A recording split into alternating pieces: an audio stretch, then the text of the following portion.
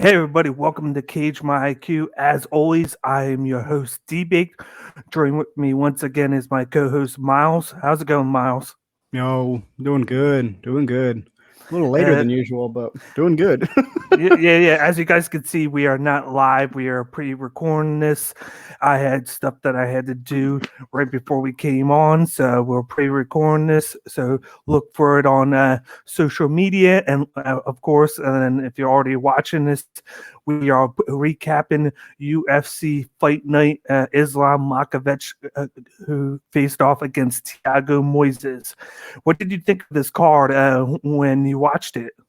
Yeah, this was a pretty underrated card. This was actually like really good. We didn't have a single fight that went to decision. It was all finishes on the main card, so it was a fun Yeah. time. Oh It's yeah, cool. and then another thing was that there was only 10 fights on the card. There's 5 prelim and 5 fights on the main card. So it actually went pretty quickly for the amount of time that it started. It started late here at 8:30. Yeah, it was like Uh, 9 here. Yeah. yeah. So, but it still got done at the normal time. So for all that, I thought it was pretty good. But as you can see here, UFC Vegas 31 recap. The title is "What's Next for Islam." We will get into that later on in the main event. But as always, we are Cage My IQ, the best place for MMA content. You can follow us at Instagram, Twitter, YouTube, and Twitch at the handles to the left. We are now with the Fighters First Network now on YouTube. So all you got to do is subscribe. If you haven't already on our new network, go to www.youtube.com/Fighters First. Subscribe to the page. All of our stuff is in the Cage My IQ folder in the playlist. And then for all of our preview stuff, you just go to the Cage My IQ clips that I cut. So check us out on there. Give us a like on the video that we have right now, and then give us a comment. Let us know what you think. The question of the video will be, what is next for Islam Makhachev? So let us know what you think.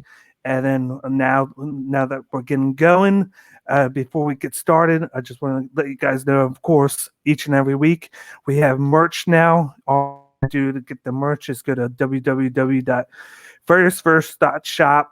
Scroll down to the Cage My IQ collection, click there, and check out our 3 shirts. It's basically one shirt in 3 different styles. We got normal, we got vintage, and then we got old. And then, so if you're the type of person that wears hoodies, just go grab one, get ready for the fall. We got fall coming up in a couple of months, so now is the time to do it. And just let us know what you think of all the merch we have right now. We're going to be adding to the collection later in the year, so definitely check back from time to time, and then get your Cage My IQ merch right now. Now's the time to get it. But let's get started with the first fight on the card that we have on here. This was actually one of my favorite fights, probably to me the fight of the night on the main card. It was a matchup that was between a men's featherweight matchup between Billy Quarantillo, who defeated Yeah. Gabriel Benítez by third round TKO. In this matchup, Billy Quarantillo moved to 16-3, 4-1 in UFC, whereas Gabriel Benítez fell to 22-9, 6-5 in the UFC. What did you see in this matchup? Oh yeah, this one was a real banger. I had it as a clean sweep for Quarantino in every round. But Benitez had his moments. Like at the beginning of the first, he invested early on the legs, but then he got knocked down, within like 30 seconds. And then after that, it was pretty much just all Quarantino. He took his back for like 3 minutes. And like they got up at the last 10 seconds, 20 seconds. Like there was a very little bit of time left, but that back take with those body triangles, that was a huge problem for Benitez in this fight. Like he just didn't seem to really have any answers for that. Because same thing. Second round, Quarantino just opened up right away with the takedown, got that body triangle, and took the back and just was kind of working on him, looking for submissions, but just kind of wearing down with punches from the back. And even when Benitez would find his way out and they would get back to the feet, the exchanges were not one-sided enough for him to get ahead on the cards in significant strikes. At best, they were even. And then when Quarantillo turned up the volume, he basically took control on the feet. But I mean, yeah, that whole eye thing, that the eye situation going on was really bad. It was about caught that big punch in the first, and then that jumping, the flying knee in the second. Like, oh, it was probably most likely a broken orbital. But yeah, that's why they had to end it in the third, because it was just getting so bad, which is why we had a very rare finish from Quarantillo, which was a finish from the back position with punches, because the ref was like, all right, that's it. He's not defending, and that eye's going to swell shut completely. So yeah, I thought it was a pretty fun fight. Very interesting, if not a little bit kind of like routine. Like there was kind of the same behaviors over and over and over again. But I mean, that's kind of how you got to win fights. If you find a weakness in your opponent's game, that's what you double down on, you know? So that was really fun to watch. But he called out Charles Rosa. Quarantillo wants Charles Rosa right now, which, I mean, stylistically, I don't mind that matchup, but at best, they're in the same area, like rank-wise, so it wouldn't like move him ahead any. At worst, Charles Rosa might actually be behind him with this victory, so like that wouldn't make sense to fight down. I personally think a better matchup might be Hakeem Dawodu or Seungwoo Choi. Either one of those guys, I think, would be a banger. Yeah, I thought the big thing with this matchup was the pace. I think the pace and the movement was easily in Billy Q's favor. And then, of course, I thought that Benítez was going to have a better showing, because I thought that he was going to be able to then get his game plan going. But it was just obvious from the get-go that Billy Q dictated the pace. He got his wrestling involved, which was a huge thing. And then I think bloodying up Benítez early on was a big factor with the. I think it was after round one, he was all bloodied up in the face. And then the only time I felt like Benítez had a chance was early on in the third, when he knocked him. I believe he knocked him good.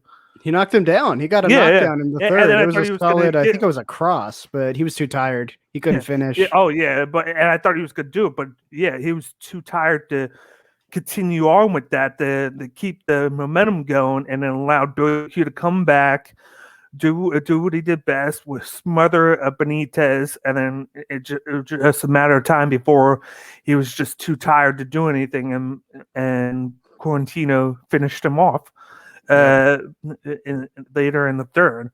But it was definitely a good showing for Billy Q. Like I thought stylistically it was going to be a very good matchup, which for Benítez, even though like he looked like that, he was still able to keep the fight going. I thought he might have gotten finished early, but he was able to at least keep it going into the third. But that gas tank was just so worn out by the wrestling and the clinching that maybe if he would have avoided early on, he might have been able to change the trajectory of the fight. But he wasn't. Billy Q picks the win up and moves on. I agree with you. I don't know about Charles Rosa. Maybe, like you said, Dawodu would be a better choice, or somebody else. But he definitely should be going up and not kind of sideways. Yeah, I mean, just depending, like the ranks or the rankings I saw, they're not always 100%, but there's a big enough spread between them to where the official rankings are probably really, really close to where they're only like two spots apart, above or below. Whereas like Dawodu and Seungwoo Choi, they're closer to the high 20s, like above that into like the low 15 area. Versus Charles Rosa on here is all the way down at like 40. And where's he at? Billy Q is somewhere in like 30s right now. So like at best, they're too close together for that to make sense. But if he were to fight up, I think there's some guys on here who would be like real banger shows. Like Andre Fili is free right now. I know he just fought. He needs a little recovery time, but like that might be an interesting one. He looked really good in that last fight. Before the crazy stoppage because of the poke, but he would definitely be a good guy to fight because he's going to be really eager to get back into the octagon after that crazy events in that fight, because he was winning that fight, and then it just sucks that he wasn't able to get the victory because of it. Yeah, and I think he's definitely chomping at the bit for another fight as soon as possible, and this might be a good one. Yep. But let's move on to the second fight on the main card. We had a middleweight matchup, which saw Rodolfo Vieira pick up a victory over Dustin Stolzfus by third round submission. In this fight, Vieira moved to 8-1 overall, 3-1 in UFC, whereas Stolzfus to 13-3, 0-2 in the UFC. What did you see with this matchup? This was another banger right here. Round one was pretty even, I thought. It could kind of go either way. The question was, did the judges think that that big knee and that kind of rush of activity from Stolzfus there at the end, was that enough to steal the round? Because the whole round, Vieira was looking great. Like, he was looking really good on the stand-up with his combinations. About 2 minutes in, Stolzfus started to build some steam, and, he was striking back, but he put Vieira on the defensive, which means he started using that jab, and he just put Stolzfus on the bad end of that jab, set it up, put in some solid counters or some crosses after that, and really put him on his back foot for the majority of the round after that. It was just those last, 30 seconds or something like that there at the end where Stolzfus kind of picked it up a little bit. Was it enough to steal the round? I'm not sure. But the other two rounds that were pretty securely for Vieira, I thought, even if he didn't get the finish.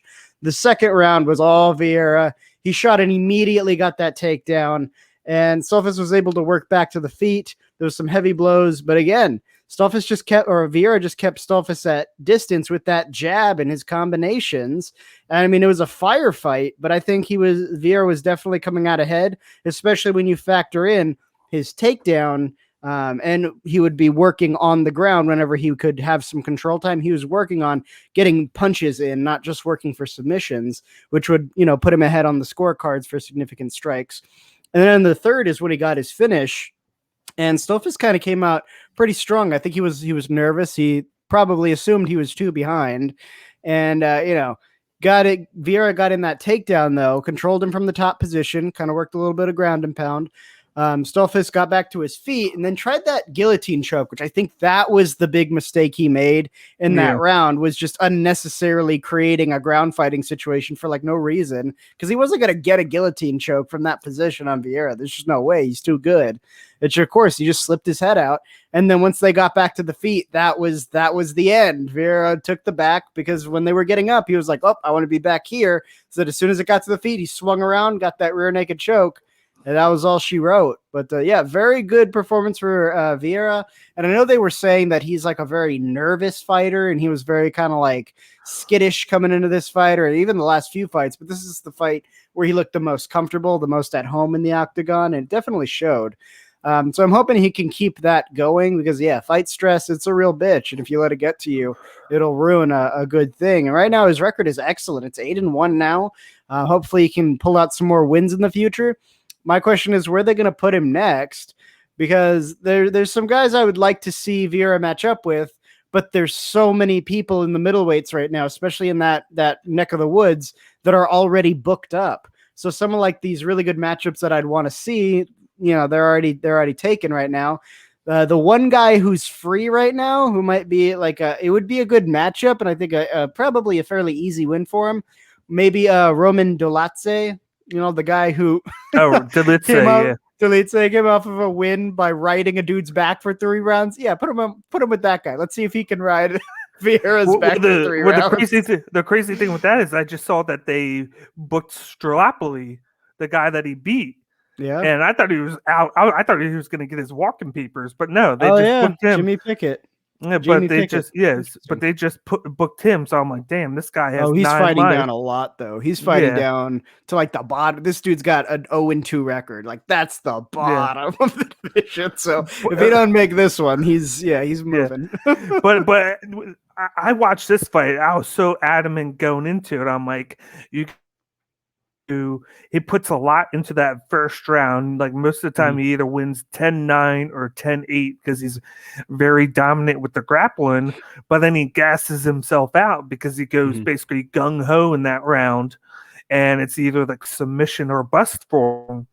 But in this fight, he showed his poise. He took his time.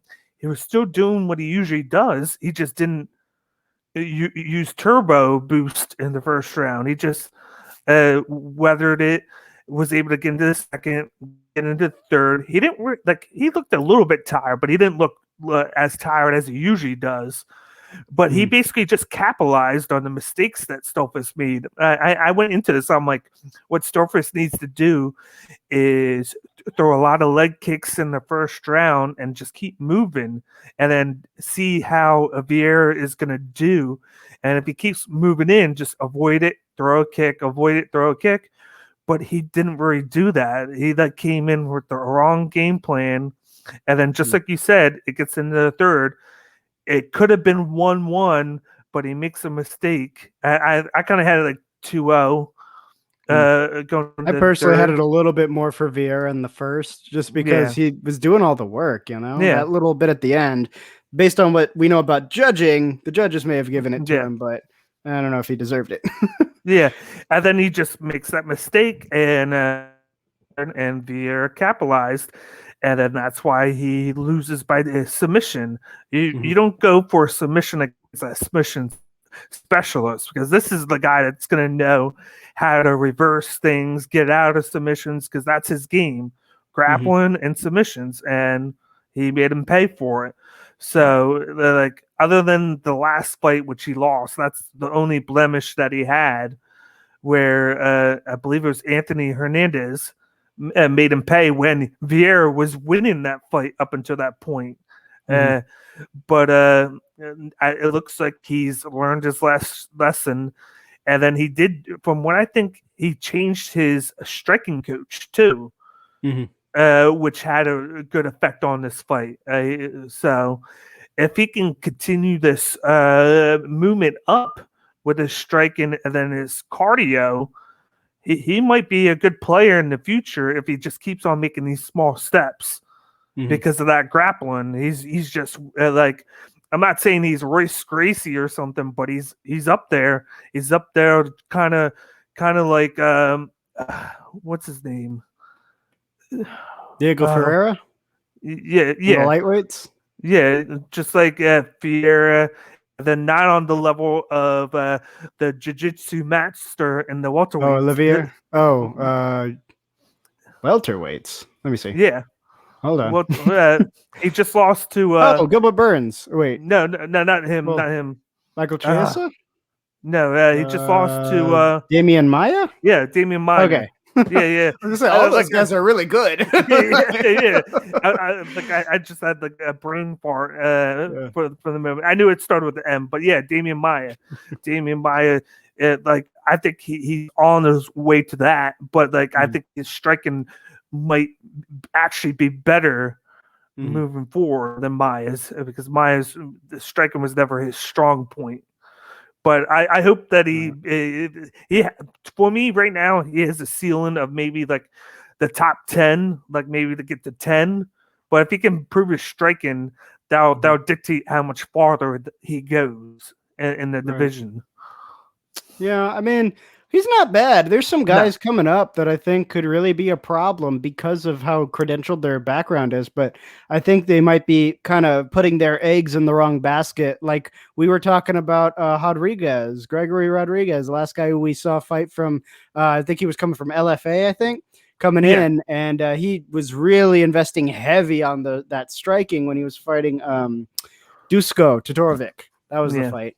And it was long neck. I mean, yeah, but it's like both of these guys have excellent grappling backgrounds, but like they need to use it a lot more. The striking's good. You do need that in the middleweights, but you've got an asset that not many middleweights have right now. Like you got Heinisch, you've got, let's see, Gasoline when he decides he wants to. Hermanson can grapple, Vittori can grapple, Brunson, wrestler. Whitaker. Whitaker. Costa can, but he never does. So it's like, do we even count that? He's like Kevin Gastelum, but worse. Like he refuses. Yeah. He's like, no, I believe in my hands. No, stop believing in your hands. It's not gonna work for you. But I mean, like, there's a lot of guys here who mostly just rely on striking. And I mean, if these guys really came heavy with that jiu-jitsu and blended it well with the striking, to kind of use that striking as a vehicle to put these guys on the ground, put these guys in very compromising positions, that would be a huge, huge tool. And I think that would easily propel them into the top 5. I think they need to get those tools together, get the right coaching, get the right experience of getting that work done and understanding how to do that. But that's just going to take time. So we'll see how it goes. Yeah. But definitely Vieira is heading in the right direction after basically being labeled a one-dimensional fighter. He's definitely fixed it up a little bit so you can at least have to make do with what he does. Like you have to watch out for it. But his grappling is still that good. That's going to be a problem no matter what. Oh, yeah. But let's move on to the third fight on the card. This shouldn't take long because it only lasted 1 minute. Yep. We had a lightweight matchup that saw Mateusz Gamrot defeat Jeremy Stephens by first round submission. Gamrot moves to 19-1, 2-1 in the UFC, whereas Jeremy Stephens moves to 28-19, 15-18-1 in the UFC. What did you see in this matchup?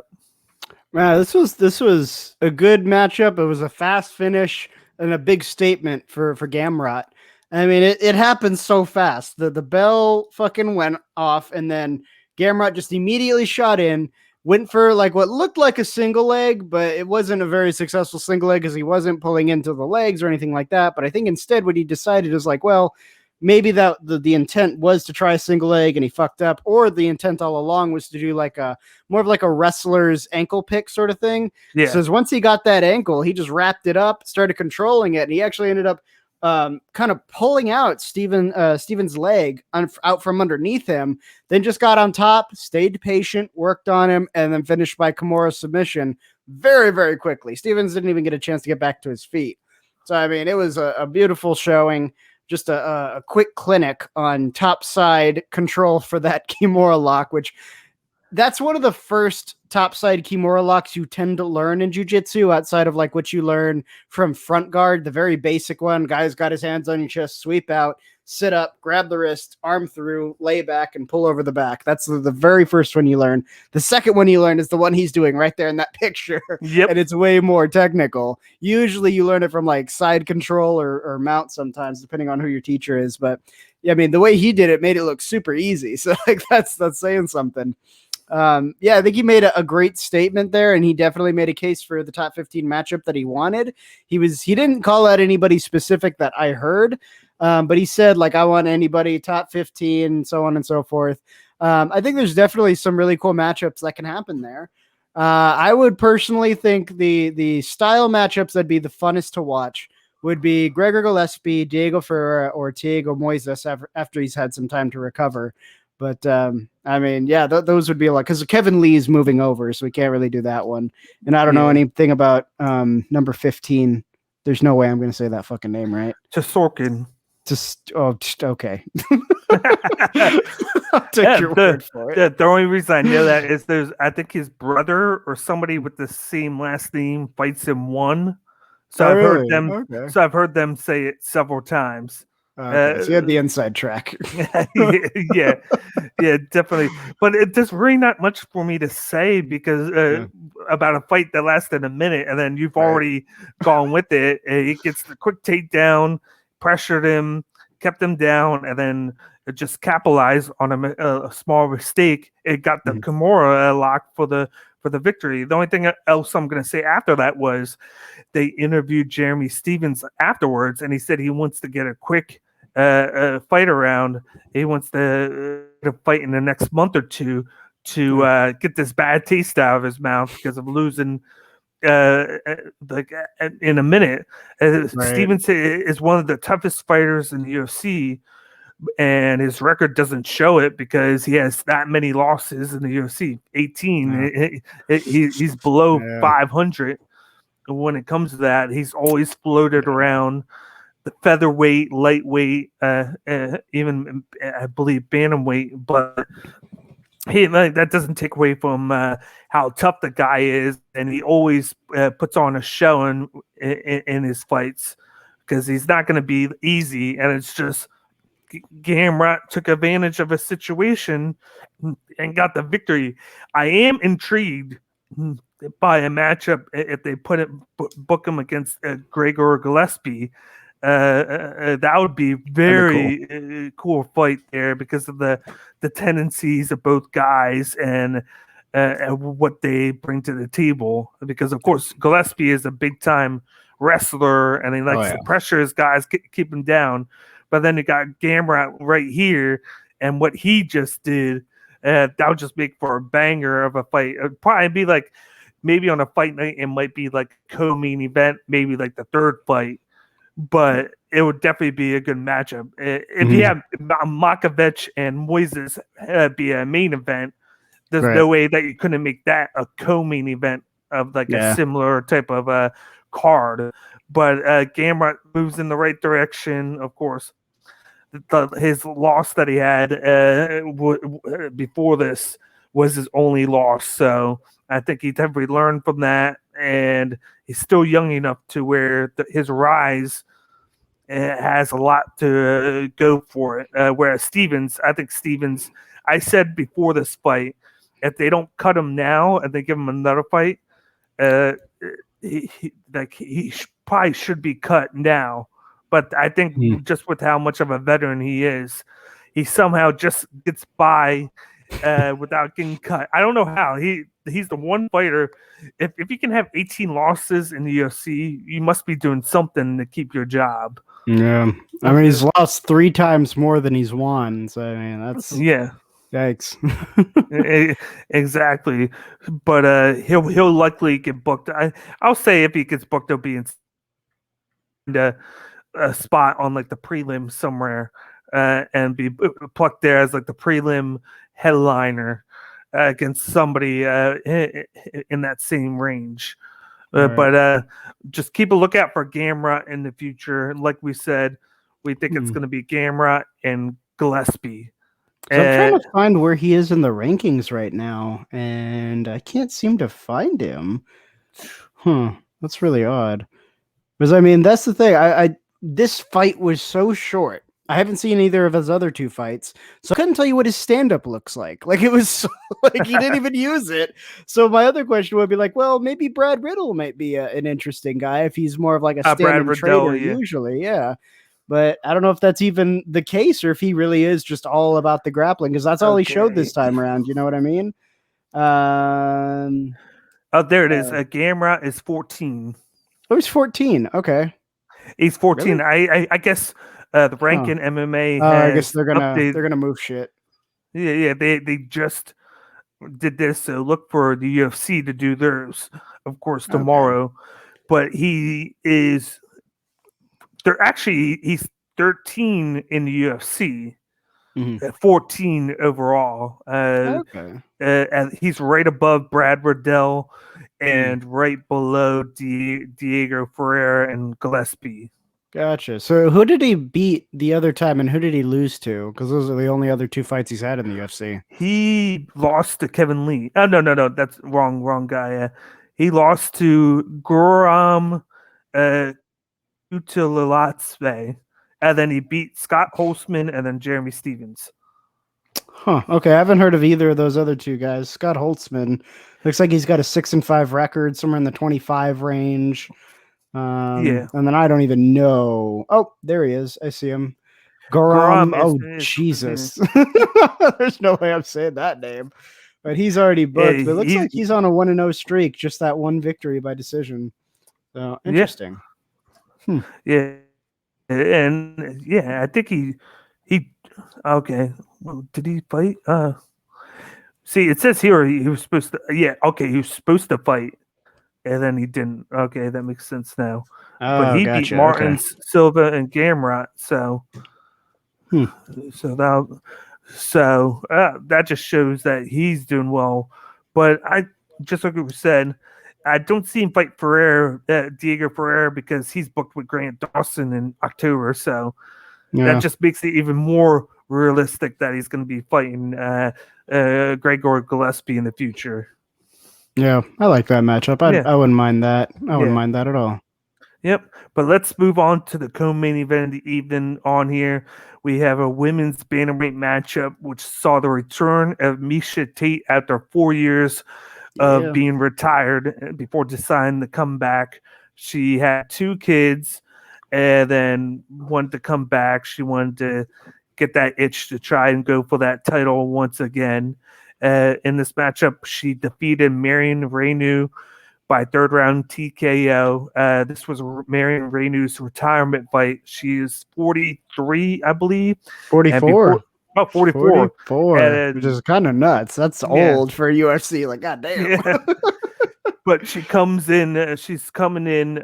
She's been on a 4-fight losing streak, and she had said that it's time for her to retire. So it was kind of a nice way to have Miesha Tate come in after being retired, and then Reneau going in on the last fight. But Miesha Tate moves to 19-7, 6-4 in the UFC, and Marion Reneau falls to 9-8-1, 5-7-1 in the UFC. What did you think of this fight? Man, this was a really good showing, I think, for Miesha Tate after 5 years. That's pretty nuts. Yeah. But I also really like this fight because Reneau was fighting.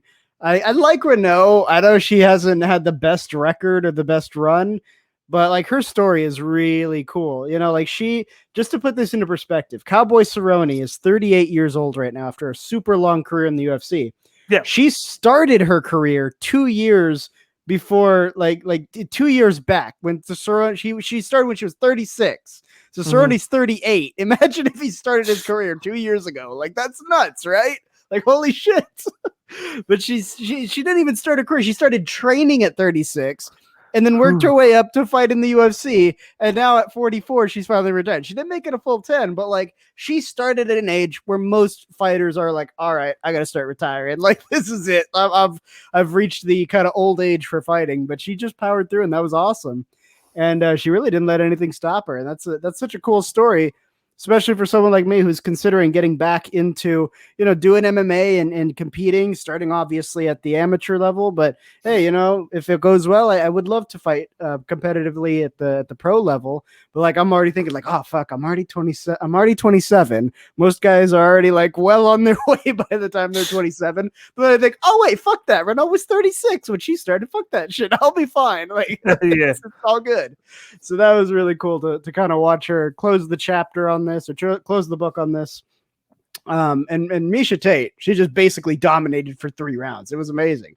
There was a lot of like even exchanges on the feet. I would say in probably most of these rounds, they were kind of feeling each other out, trading back and forth, especially in the first. And you really didn't see a whole lot happen until like, you know, maybe the first minute and a half. Then Miesha Tate kind of started to take control a little bit, especially when they were doing the clinch work.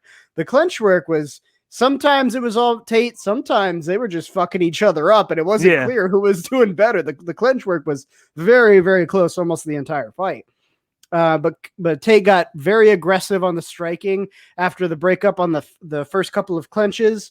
And then she secured the takedown. That's something she did consistently throughout this fight, was secure those takedowns. And that was huge to her game plan, obviously being Miesha Tate. Yep. I mean, when she would get those takedowns, just like in the first, she just dominated Reneau with topside control, and she just kept her down for the entire first round after that. I think she got her down maybe like halfway through, 3 minutes in, something like that. But it was all her after that. The second round, Tate was, again, kind of coming out guns blazing a little bit more emboldened after having all that control time. But Reneau started to kind of fire back after about a minute and a half in. She kind of found her timing, found her rhythm a little bit, started to return fire. But again, Miesha Tate stopped her momentum and just got the takedown, and it was all heavy pressure, and she just couldn't do anything. She just didn't really have any good answers for Miesha Tate's pressure. and she was trying to kind of fight back from her back. And I think that was kind of the mistake she made, was she accepted the back position instead of trying to get to her feet, because she was like laying there doing her up kicks and stuff. She tried to go for that Kimura, and she got really, really invested in that Kimura. But Miesha Tate, all she did was just flatten her out with that reverse scarf hold and just kind of beat on her a little bit and just kind of completely stuffed the submission attempt, and then just worked right back into the side control position and then worked her ground and pound. And it was like, Reneau wasn't even really like walking back, trying to get to the cage, do your cage walks, that sort of thing. She was just kind of accepting the position. And it was just another round of Miesha Tate on top and Reneau on bottom, just trying to keep her head above water. And the third round, that's when it was all over. Miesha Tate came out guns blazing, just pieces up Reneau for a couple of seconds early in the round, then secures another takedown, scrambles around, lands in that side control. And that was it. When she got to that side of control, she worked her, got to the back, finished via ground and pound. It was very, very efficient. Like 45 seconds? That's all it took. But she, when she's on, she's really on. But she kept saying she's here to maybe take the title back. I'm like, she got spanked real bad by Nunes last time they fought. Yes, and then I had a discussion before when I did the preview on Thursday. That was kind of a weird situation where I thought that she should have put off the surgery.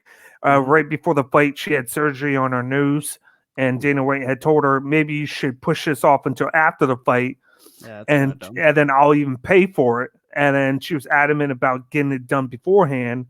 And then that's how she got beat, was she got hit in the nose. And she might as well have crawled up in the ball because that had a big effect on her in that fight going forward. And of course, what, 5-6 years ago?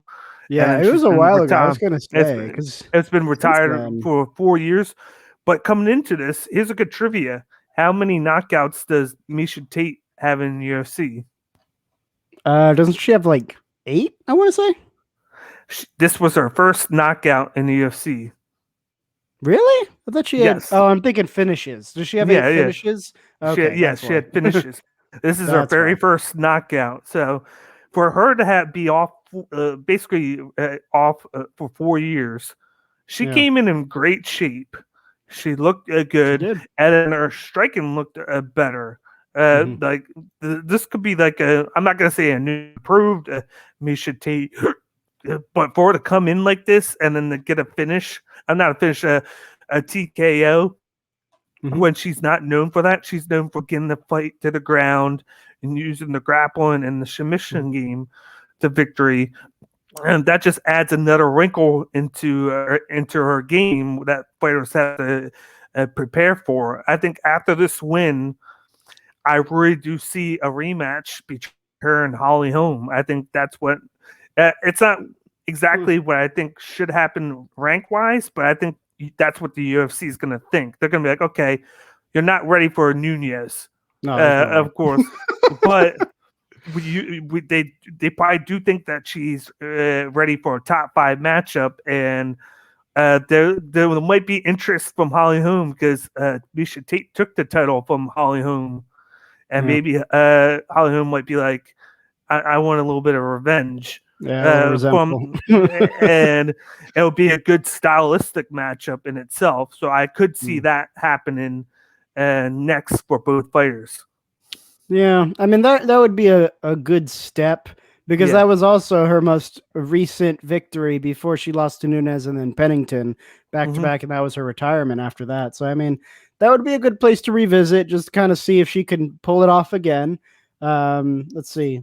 Yeah, that one went to technical submission, and she managed to get it in the 5th. So she had to work on Holly Holm for a while in that fight. But I mean, I don't know, because at the same time, Holly Holmes has still been fighting all this time. She's been gaining all that experience. She's still been grinding out fight after fight. Like, let's see how many she's had. I think she's had something that neighborhood of 5. Let me check. Let's see. So here she is fighting Nunes, Megan Anderson. Oh, wow. This was a while ago. Okay. So Tate, she's had 1, 2, 3, 4, 5, 6, 7, 8 fights since then. She hasn't won. She's won as many as she's lost. So it's like 4-4. But I mean, that's experience no matter how you cut it, right? Like she's fought RDA, Shevchenko, Cyborg, Amanda Nunes, Pennington, like big names. And she, win or lose, was learning and getting better from that. So I think this is also kind of an interesting point where, like, if we match these two up, it's not just to see if Miesha Tate's still got it. It's also to see, like, well, how far has Holly Holmes come? So exactly, whoever wins this, I think, would be a good candidate for the next shot at Amanda Nunes, because they've both been spanked pretty solidly. Like, yeah, when Holmes lost to Nunes, she got knocked out in the first round at the 4-minute and 10-second mark, like quick. So both of these ladies got spanked real bad by the champ. I don't think anybody thinks that they're necessarily going to win, but at the same time, it's like somebody's got to do it. Like somebody's got to challenge, otherwise you're just going to sit there. I honestly think that Holly Holm could be a very good challenge to Nunes. I think she just got caught in a bad spot because she was looking decent before that knockout right there. She was going toe to toe with her, and I think she's improved by then. But the only other person ahead of them is Jermaine Randomy, and we don't even know what's happening with her. I feel like she's been off for like 2 years. I think she took the Aspen Ladd thing of being off for 19 months, and Aspen Ladd is fighting this upcoming Saturday, so at least she is getting ready to fight. No one on with GRD, so.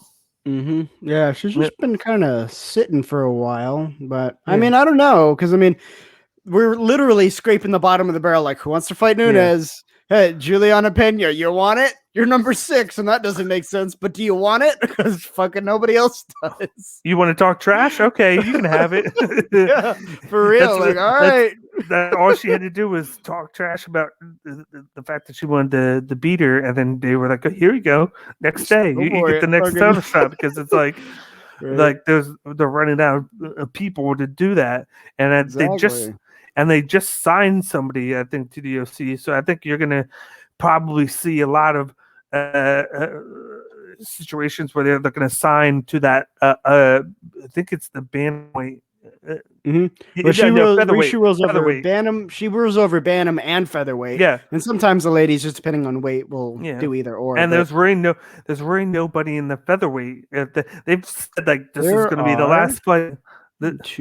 6 people. 6 people in the featherweights. So I could see the situation where they raid was it Invicta of their featherweight talent, and then go the Dana White Contender Series route too, to get more into there, so they can kind of try and stock new talent into there. So maybe by that time, either Nunes retires, and then they'll be like, okay, we can have somebody else here and actually have competitive fights again for the title, or maybe somebody moves their way up from that talent pool and dethrones her. And then sets up something there. But I would also think they might do like a kind of like another Ultimate Fighter season where it's like devoted to building that division, kind of like they did with Gaethje in that season where they put together the women's flyweights, kind of like that. But you wouldn't need to seat the entire like 15 spots. You just need pair up the women's featherweight, recruit them from like LFA and PFL and stuff like that, and then maybe do like, I don't know, dudes welterweights. We haven't done that in a while, right? It's been a while for the welterweight. And that's a good point there, because that's basically how they built the strawweight. Was it flyweight or strawweight? Well, the flyweights got an entire season just to build the division, and they were seeded like 1 to 16, and they fought. Yeah, I mean, that would be an option. Yeah, because that was good. Oh yeah, because then they had the winner got the inaugural flyweight championship, because the finals was Rose and Esparza, who coincidentally now are ranked 1 and 3. No, 1 and 3, because Rose is the champion right now, and then 2 is Zhang Wei Li. So that would be a really good idea for the next series, is to just devote it all to the featherweight division right now, and then to restock it 'Cause, I it mean, it like might with also this be one good to ended look in at September.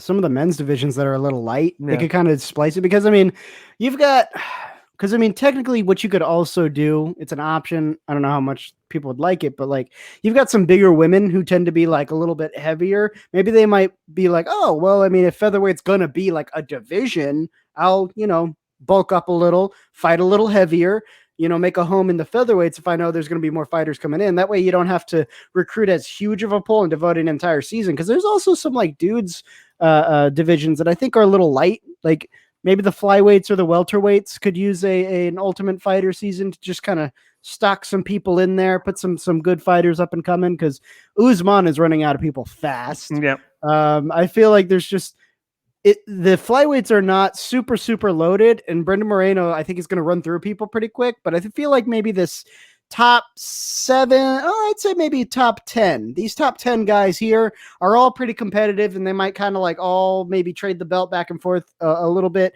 Maybe someone will eventually come out as the top dog, but that's only 10 people in the division. Everybody else, it's like it's a little light, That might be a good place to start inserting some of these new guys, these up and comers who might, be a real problem in that division. Start to get it loaded like the lightweights. Yeah. And then there's that wild card that's always there. If Kayla Harrison wins the PFL tournament, she's teased that she's thinking about moving to Bellator or UFC. And in her one Invicta fight in November, she did fight at featherweight, which is the division we're talking about. So you never know, she can move over. Yeah. And since there's no lightweight division, she can move to featherweight and immediately challenge Amanda Nunes for the title, because I think that would be a banger of a fight. I think that's probably her biggest adversary since she already took out Chris Cyborg and sent her to the to Bellator. Since then, so I'm hoping that's the case. I hope maybe if I get lucky. See, this would be crazy if they could do a little bit of both. Have like the Ultimate Fighter where they do like half of that division, featherweight division for the women's, and then do like you said, maybe a welterweight division for the men's, and then do that, and then bring in Kayla Harrison. You got the Kayla Harrison for the short term, gives you that kind of a mega fight right away, and then you can retool the division for the future. Yeah. That way, they don't do what they've been trying to do and get rid of that division. Because I think if they get rid of featherweight, that would be the wrong move. I think that would you're just going to deplete the women's side a little anymore, and it'll just cut down to 3 divisions total: the flyweight, strawweight, and bantamweight. And I think they're going to need that featherweight. So play the long game with it, and then do whatever you can to lure Harrison over.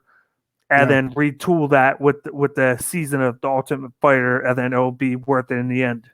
Yeah, I mean, I agree. If they get rid of the featherweight division, you're going to have 3 divisions. 2 of them are basically like nobody's taken that title for a while. You got 1 division that's competitive, but it's competitive to like, I don't know, maybe the top, let's see, top 6, give or take. Yeah. Everybody below that, I'm like, I don't know. You'd need a lot of training to really be a threat.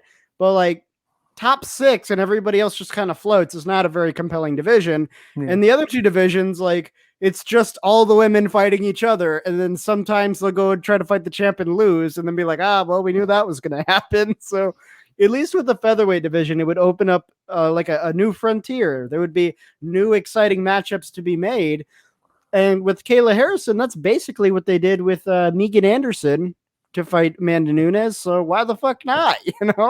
Like, I mean, they're just hungry for competitors at this point. But I think they need to start expanding out the divisions, not just trying to consolidate, because then it's just going to get boring. Everything's going to be like, oh, well, we all know how this is going to go, you know? So. And then the UFC, not to prolong this, but the UFC is the only, UFC and Bellator, but I'm surprised they haven't tried to add an atomweight division at all, considering there is a good crop of atomweights out there. You got Invicta, who they like to pluck a lot of women from. They got a really good atomweight division. You got one championship that has a really strong atomweight division. They're supposed to be finally getting that atomweight Grand Prix started there, since it was supposed to go on in May, and then it got postponed due to COVID there. But with this, just like you said, instead of trying, they need to push it out and add more to it. And then with that, you can get a lot of fluctuating between the divisions. Well, maybe I've been fighting this division. Maybe I can go down here, up here, because there's more options. Right now, I feel like they think they're closed in because there's only 3-4 options, and they're trying to get rid of this one.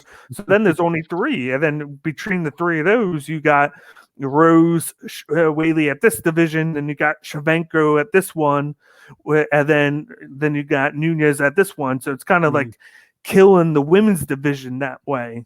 Whereas when it first started, you had Ronda Rousey, but then you were able to kind of add to that because she was kind of the only face at the time.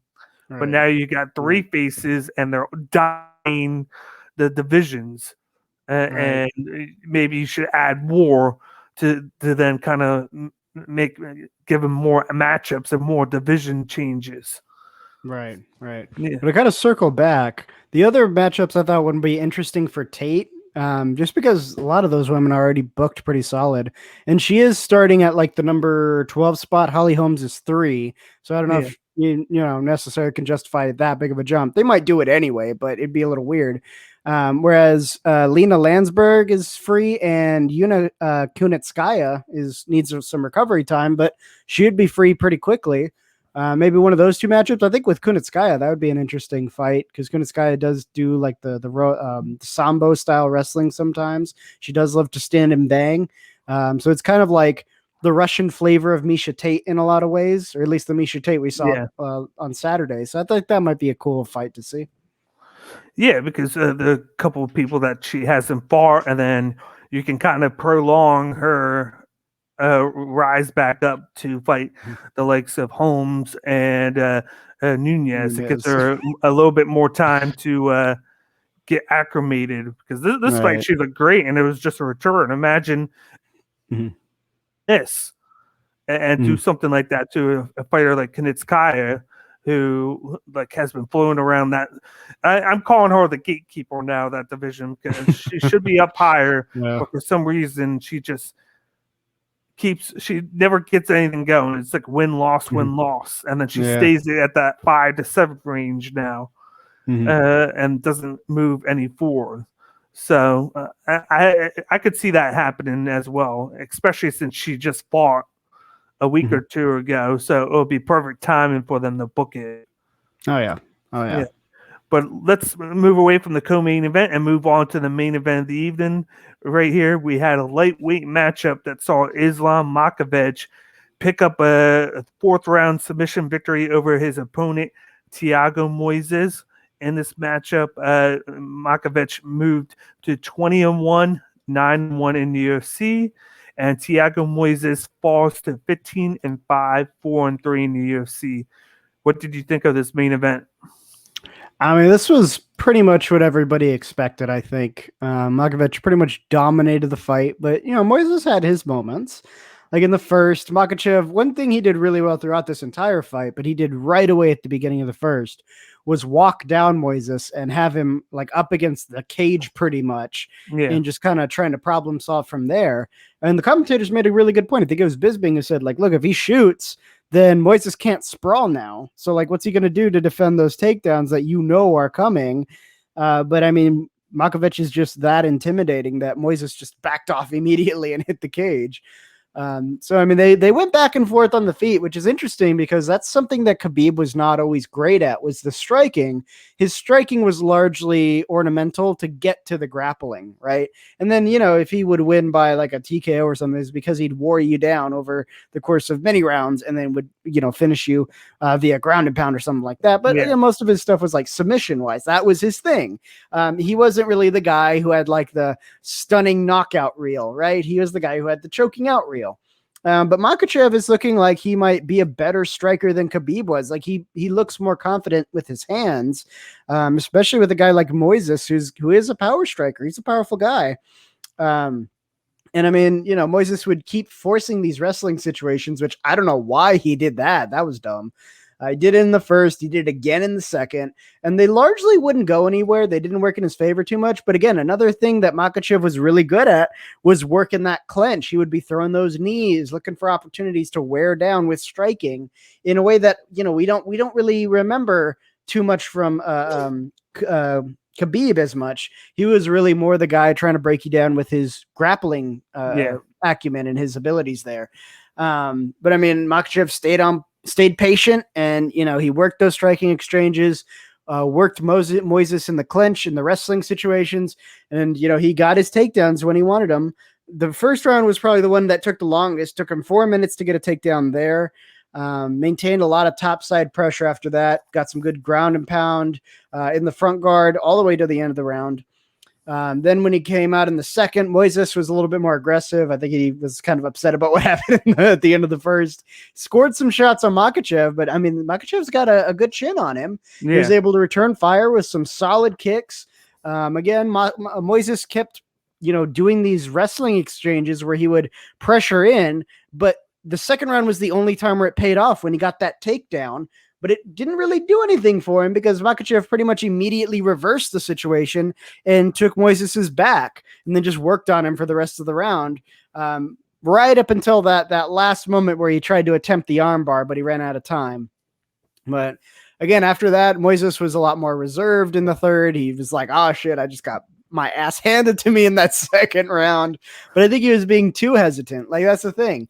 And the commentators were saying this. I think going forward, anybody who fights Makhachev, you got to go first. Because if you're trying to do the counterattack, or if you're too hesitant, you're just playing into his game, which is, I'm going to wait, kind of piece you apart with the hands, and then shoot in, get my takedown, and work you on the ground in that very unique Sambo style. And, that's pretty much what happened. They got into some wrestling exchanges against the cage. And of course, Makhachev got that huge takedown where he just picks up Moises, changes a leg, and goes to slam him. But Moises was able to stop the big slam noise. But I mean, he got another takedown after that. I'm pretty sure after the little bit of clinch work, Makhachev got that. It was like not a leg sweep, like a judo throw almost, where he kind of kicked the legs out. Moises got right back up, but that's like 2 takedowns right there. A lot of solid control time on the ground, some clinch work. It was obvious that was Makhachev's round. Like all of these. The only time Moises got ahead a little in the fourth was that heel hook attempt, but he was out of position. He couldn't get it. So Makhachev just kind of waited him out, like, all right, keep trying, keep going, buddy. You got 20 seconds. We'll see if you can do it, but he couldn't. And then in the fifth, he just finished it. Moises came out guns blazing, but Makhachev shut him down. Oh yeah, fourth. You're right. Yeah, fourth. Yeah. Makhachev just shut him down immediately, and he just scared him back up against the cage. Got that big takedown. Comes to the top side control in the guard. Just works his way to the back and finished him with the rear naked choke. Just a very dominant performance. He made it look like Thiago Moises really didn't know what he was doing out there, which normally Thiago Moises looks good. It's just he was outclassed this time. And, Makhachev was saying, like, he's having trouble finding a fight because everybody's ducking him. Nobody wants to fight him. That's why, because he's really fucking good. Of course, nobody wants to step into the cage and lose their spot to this guy. Well, I think they might have another matchup on their hand because they did show that Dan Hooker tweeted out Makhachev afterwards, and I think really okay, and then he's right above Makhachev in the rankings, so that's the fight, the book right there. I don't think it's going to end well for Hooker, but you know, it's a good step up in competition for Makhachev, where he's actually going to face somebody above him. But let me just say, he did call out RDA. Which I wouldn't mind seeing that matchup because RDA has more of like that grappling pedigree, so he could like hold his own. Yeah. But I mean, I don't know. I thought either RDA or Tony Ferguson, one of those two needs to go on the chopping block. Right? I'd rather see him do a guy like Hooker, where he's like a brawler and he just goes out, and that's just like you said, you need to go at Makhachev, and Hooker is the guy that will go at him. I think at this stage, we don't know what to expect from Ferguson. He hasn't been doing that. And then that's not Dos Anjos' style. He's more of a grappler. But Hooker is a guy, he's going to stand up, go at you and throw strikes at you and just keep coming, and that'll be a good thing for Makhachev to try and dominate and to move past and put eyes on you, because then it's like, okay, the one thing that you have to improve on is guys coming at you, and if he destroys them, that's just even better for him. But let me say that in the preview video that I had here, I had Islam Makhachev by round 4 submission, so I feel pretty good with that. I knew he was going to get that submission because that's how he's been winning. Like, he likes to get the guys down, and one of his patented moves is to lock up the legs. Like, he wraps himself on the legs, and then he puts his arm on your throat, and then he just winds up grinding you out, and then he winds up submission, and then he just kept taking Moises down. Moises should have done a little bit more of the kicking game, and then kind of used distance on his side. And then he did have a little bit of success on the fence, they were saying early on. And Makhachev, they were saying Makhachev was being a little bit too sloppy, but then he was able to get going. I think Moises allowed him too much time to get into rhythm. Yeah. And then, just like you said, I think not being too in his face was his downfall, because if he would have went in his face, threw a lot of kicks, and then kept pressuring him, it would have made the fight more interesting. But he just made it easy for Makhachev to get going by being too timid, and then that's why Makhachev dominated the fight. Yeah. I just want to see him get a matchup where they can't deny him a top 5 fight. Like, this is getting ridiculous. Well, you know he's going to be the future. You know, eventually it's going to be him and Oliveira, which would be just amazing. Right. The submission grappling against this guy, who's just the Sambo style with the grappling. It's just it makes for a hell of a fight. And then they would just keep going at each other. Like, he could do this, but then Oliveira can find that small way out of it, and then try and get like a rear naked choke on Makhachev. And then they'll probably just be rolling around the whole fight. They won't even be standing up at all. But it looked good. It was good to see Makhachev get this. He technically does get that top 15 win there. And then just like I said before, he did the UFC a favor with this one, so now they got to do a favor and make sure that his next fight is above. And I think that's where maybe you could see Dos Anjos. Maybe he'll be like, "Give me him," because he's in the top. He's number 6. Like, he's number there. 6. So he's just on that cusp of the top 5. But they could be like, "Okay, beat RDA." And if you win, then you're top 5 there. Now, then you go after those big guns there, because that top 5 has very good names. And then it just gives you the future of maybe Islam against Dustin Poirier, maybe him against Gaethje, then him against Oliveira. It just has endless possibilities. Well, specifically because Dariush took the year off. That might be a good entrance in for Makhachev. Is like, well, this guy wasn't taking it seriously enough to, fight his, take advantage of the fact that he's number 3 in the division. He's in line for a title shot, but he's like, nah, I'm just going to take the rest of the year off. All right, motherfucker, prove yourself again. Take Makhachev, see how you do. Because Dariush is another guy who's really good at like the grappling and the submission game. So I was just gonna say, watch them throw a curveball and be like, okay, we're gonna do Makhachev versus Dariush. Yeah, just throw a curveball right understand there. It. Fuck yeah. Like, I mean, if he's gonna just take the year off and fucking log jam the division like that, then I mean, give someone a chance who's hungry. Like, it makes sense. But before we get ready to go on this episode, we're going to do a recap of Tough Episode 7, if you want to get started with that, Miles. Oh, yeah. So this was a pretty good... This is actually probably my favorite Ultimate Fighter episode we've had so far. This one was fucking great. This was solid. So this week we saw a fight between Brady Heistand. I keep not knowing how to fucking say that name, and it's not even that complicated. I'm going to say Heistand from Team Ortega, or sorry, from Team Volkanovski, and Josh Reddinghouse from Team Ortega. And like I said, this was a fucking banger. And this episode, again, it was like all about the fighters too. So drama-wise, there's really not much to report. Turkios and Argata, they're still friends. That's pretty much it. Like that's Argata's not taking his loss very hard. He's being a good guy about it, which makes Mitch Raposo the biggest bitch in the house. I'll say it again. I was going to say the only one. He's the only one. But anyways, so Josh and Brady are apparently longtime friends and training partners because they come from the same town. They're both from Spokane, Washington. So they kind of knew a good deal about each other's game even before they were on the show. Specifically their grappling game when they were in the hot tub cutting weight. They were talking and they were like, hey, have we ever like sparred? And Brady was like, well, I mean, we haven't done like stand up, but we've done a lot of grappling, right? And they're like, oh, yeah. So they had an idea of what each other's grappling game looked like going into this fight. Now, Ortega pushed Josh to take this fight with Brady to kind of push him out of his comfort zone a little bit and be like, look, man, this is what this show is. You got to set your friendship aside and, go out there and bang.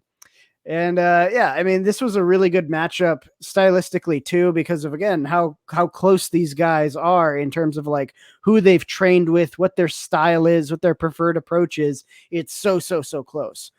I'd say Josh has a lot more experience than Brady though, but I think Brady has the benefit of more experienced training partners. So Josh is 31. He's a little, older for a fighter, which again, just think of Reneau. Then all of a sudden that's not old at all. 31, fucking, he can do some shit, Yeah. But he has a ton of fighting experience out of, I think mostly King of the Cage, which is a smaller pro league, but he had a number of really big fights out of there. He works as a CPA and accountant as his day job. He had some wrestling experience coming out of high school, apparently.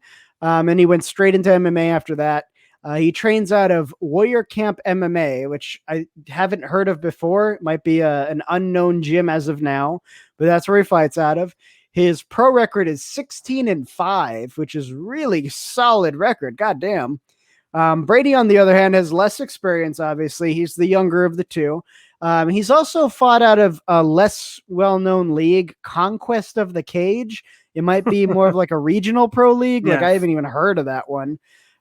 He's a volunteer firefighter and he lives out of the fire station. He does train now, however, out of Sick Jitsu. And as we've seen in previous episodes, he trains with Michael Chiesa, who is a longtime partner of his in the gym. His pro record is 5-1, which is good, but he's still green, of course. Now, when it comes to this fight, unpopular opinion, I think that Brady stole this fight. I think he stole it. I do. I think he stole this fight from Josh. So like in the first round, Brady comes out and he's swinging for the hills, right? And he got Josh up against the cage. He got him a few times. He definitely tagged him. And Josh recovered really well. And he went on the offensive in turn. And he was able to keep Brady under control, mostly with the striking, but also with some of his wrestling, able to kind of like fend him off a little bit. Then about a minute and a half into the fight, Brady was able to kind of turn the tide with his wrestling exchanges and get a takedown. And then, of course, take Josh's back. He got very close to submitting Josh, but he was able to problem solve his way out and got back to the feet and secured a throw of his own. So takedown-wise, it's 1-1. He took Brady's back and actually got, I think, a second throw in there. So it was 2-1 on the takedowns, but he wasn't able to control Brady. So all the control time went to Brady. The stand-up exchanges were so brief, but I think Josh was a little ahead on the stand-up. But overall, because of that control time, I think, you have to give it to Brady in that first round. Yeah. But Josh came out in the second, and he just tuned that boy up on the stand-up. Like, he was fucking him up on the striking exchanges. He's such a technical striker. He literally was getting that, like, slip uppercut down the middle every fucking time. He was nailing it. Same thing with the knees, anything up the middle. It was like Brady couldn't see it, and he just kept getting caught consistently with it. And it just shows you how technical Josh is on the hands. And he's a pretty technical guy on the ground too, because again, he was able to problem solve his way out of some really dangerous situations. And I think that's why he took the second, even though Brady was using his wrestling and kind of riding Josh's back to stay in the fight. But I think it was just too much of a difference in the stand-up for the judges to give it to Brady. So it was 1-1. And of course, Volkanovski was like, what? There's another round? Fuck. All right. Because Brady was pretty beaten up at that point. He did not look like he was ready to go a third. And again, that third round is why I think Brady kind of stole it, and it should have gone to Josh, because in my opinion, it went a lot closer to the way the second round went than it did the first. Because, man, and those stand-up exchanges, which did account for a decent amount of fight time, Josh was just piecing Brady up again on the feet. He managed to secure a takedown, got a little bit of topside control. And about 3 minutes in, Brady was able to secure a takedown of his own and kind of push his wrestling to stay in the fight. And that was really all he had, was that wrestling, because if it went to the hands, he was just getting fucked up. So he was like, oh shit, I gotta fucking wrestle. And even the coaches were like, I think he had his back at one point, and Volkanovski's like, you got his back. You just hang in there for another minute. And you got this. Like, that's all he could do, because he knew if it went back to the stand-up, he had no chance. Yeah. And I mean, Josh, he was tired, but he was still, peppering Brady with the punches during the wrestling exchanges. He was still working him when he went to the ground.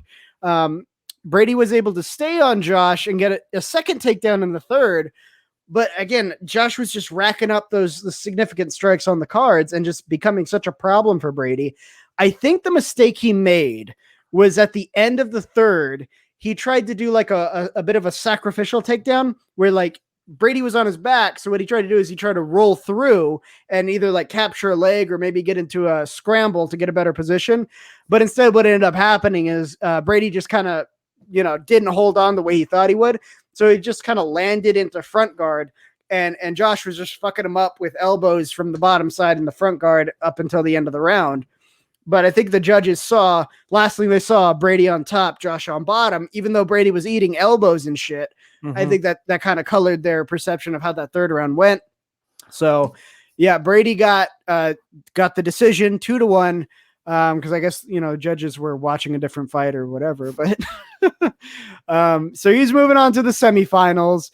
And honestly, out of all of the Team Volkanovski guys who have won so far, he's probably the one who looks like the biggest threat. Like, he looks like he could actually put up a fight against some of these Team Ortega semifinalists. I think Brady would be a bad matchup for Ludwig, because Ludwig's got all that wrestling experience, but he's easily seduced by, like, he wants to stand and trade. Yeah. Like, I mean, even though he was like with Mitch Raposo, he shouldn't have, but he did anyway, because he loves to do it. And Mitch Raposo was just out striking him that whole first round. And I think he'll fall into that trap again with Brady, but I think Brady's got the length, he's got strength. And when it goes to the wrestling, I think that would still be a little bit more in Ludwig's favor, but I think Brady would definitely be a bigger problem for him than Mitch Raposo was, because Mitch Raposo had no answers when it came to Ludwig's wrestling. So it would be a new challenge for him. As far as matching up Brady against Vince Murdoch, that's a closer one, because I think Vince Murdoch's got him on the hands. I think if this goes to like a slugfest, I'd put my money still on Murdoch, because he's, again, just as technical as Josh. And we saw in this fight that Brady has those gaps in his stand-up game to where a more technical fighter could take advantage. But I think Vince also is more powerful in terms of striking power than Josh Rittenhouse is. So I think if it came to it, I think Murdoch could slip in those shots and they would count for a lot more when they connected. So that would be an interesting matchup, because I know Vince also has a decent like wrestling ground background, even though we didn't see it in the fight he had with Lampros, because he knocked him out so fast. So that'd be an interesting kind of matchup to challenge Murdoch a little bit, see if he's as well-rounded as, his experience would indicate. But yeah, I think he's maybe the first guy from Team Volkanovski to be a real threat in the semifinals, because the other guys not so much. But yeah, tomorrow we've got our last prelims fight. I guess technically today, because we're pre-recording it, you guys are watching from the future. So tomorrow for us, today for you guys, we've got our last prelims matchup between Gilbert Urbina. I definitely said that wrong, from Team Volkanovski, and Miles Hunsinger from Team Ortega. We'll chat about that, of course, next week and talk about how the fight went. And at that point, we'll have been done with all these prelims matchups. So I also want to give you guys my preferred matchups for the rest of that finale card, just based on the prelims. Probably just give one of my preferred matchups because, again, we have to see how the semifinals go, see who loses. Because usually there's like, 3 slots for matchups before because we've got 2 divisions we got to do. So that's the main and the co-main. So we got to fill up 3 more fights. So I'll give you my first preferred matchup based on the guys who have lost in the prelims so far, who I'd want to see on the finale card. More on that next week.